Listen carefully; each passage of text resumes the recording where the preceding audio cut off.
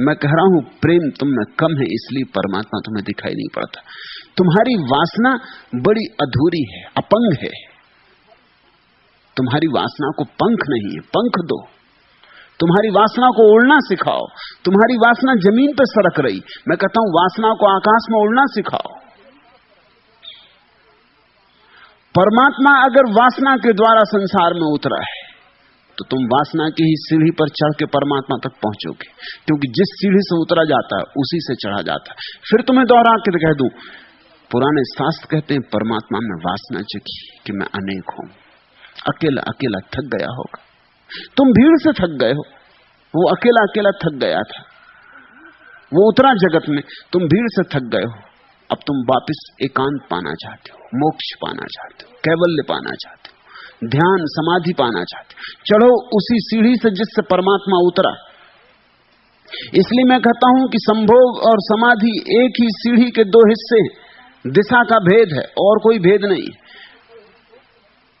परमात्मा उतरा है समाधि से संभोग की तरफ तो संसार बना है, नहीं तो संसार नहीं बन सकता था। तुम चलो संभोग से समाधि की तरफ तो तुम संसार से मुक्त हो जाओगे। उसी सीढ़ी से चलना होगा और कोई सीढ़ी नहीं।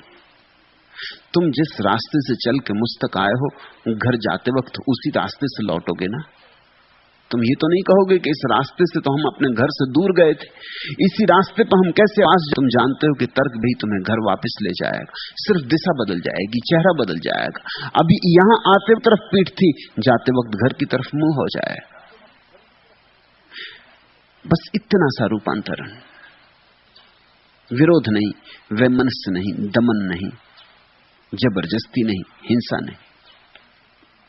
तुमने पूछा है कि अपने भीतर कभी झांकने पर मुझे लगा है कि मेरी अनेक वासनाएं रुग्ण हैं। देखना, उनका विश्लेषण करना। जो जो वासनाएं रुग्ण हो समझ लेना, खोज करोगे अनुभव में भी आ जाएगा। वे ही वासनाएं हैं जिन जिन को तुमने दबाया है या जिन जिन को तुम्हें सिखाया गया दबाओ, वे रुग्ण हो गई। उन्हें अभिव्यक्ति का मौका नहीं मिला। ऊर्जा भीतर पड़ी पड़ी सड़ गई है। ऊर्जा को बहने दो। झरने रुक जाते तो सड़ जाते, नदी ठहर जाती तो गंदी हो जाती। स्वच्छता के लिए नीर बहता रहना चाहिए। बहते नीर बनो, पानी बहता रहे, बहाव को अवरुद्ध मत करो, नहीं तो तुम बीमार वासनाओं से घिर जाओगे। और बीमार वासनाएं हो तो आत्मा स्वस्थ नहीं हो सकती।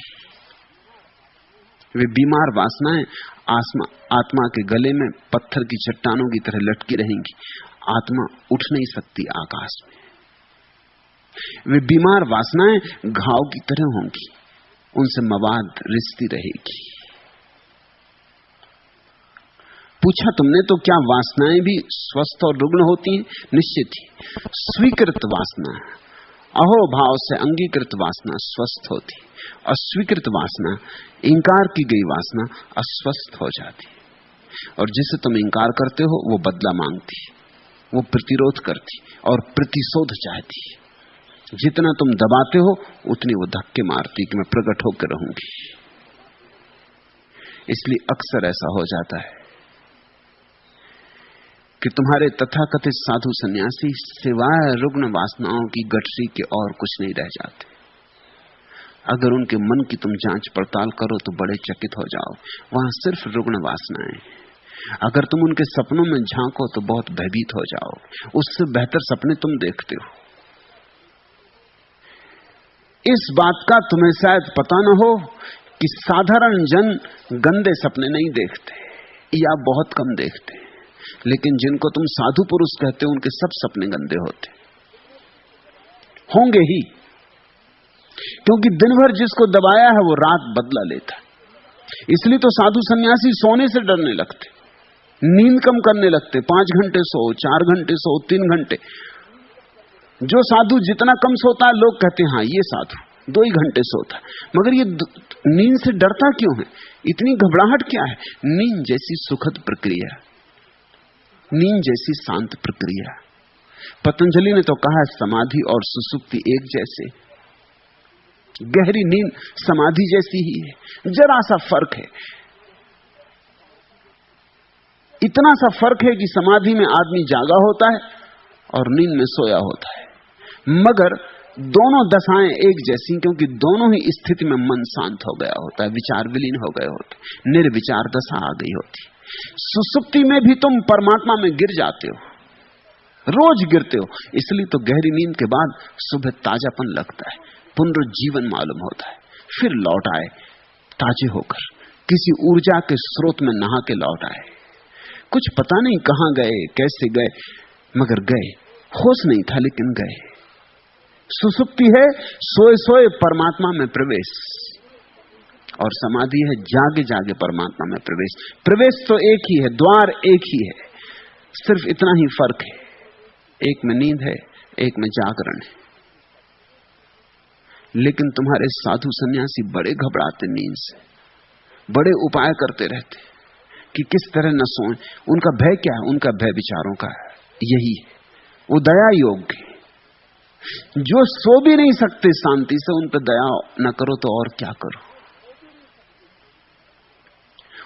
उनकी कठिनाई यही है कि दिन भर जो जो दबाया है, समझो कि दिन भर उपवास किया, तो वो रात डरते कि जब वो सोएंगे तब राजमहल में निमंत्रण मिलने ही वाला है, वो बच नहीं सकेंगे, राजा भोज देने ही वाला है सपने में, और वहां सभी तरह के मिष्ठान होंगे और सब तरह के भोजन होंगे। दिन भर सोचा वही है, लड़े उसी से। तुम भी उपवास करके देखो, जिस दिन उपवास करते हो उस दिन भर भोजन करना पड़ता है, बार बार भोजन की याद आती। राह से गुजरते हो उस दिन फिर जूते की दुकानें नहीं दिखती बाजार में, कपड़े की दुकानें नहीं दिखती उस दिन बाजार में, उस दिन रेस्तरां और होटल बस यही दिखाई पड़ते। सब तरफ से भोजन की गंध तैरती आती, ये पकोड़े चले आ रहे हैं, ये भजिए चले आ रहे हैं, सारा जगत भोजन बन जाता है। जिसे देखते हो वही याद दिलाता है, भोजन की याद दिलाता है। रोज इसी रास्ते से निकलते थे, मगर तब ये नहीं हुआ था। रोज भोजन किए निकले थे, कुछ दबाया नहीं गया था, कोई रुग्ण नहीं था। अगर दिन भर तुम लड़े हो कि कहीं स्त्री का प्रभाव ना पड़ जाए, और साधु किस तरह से लड़ते हैं जिसका हिसाब नहीं है।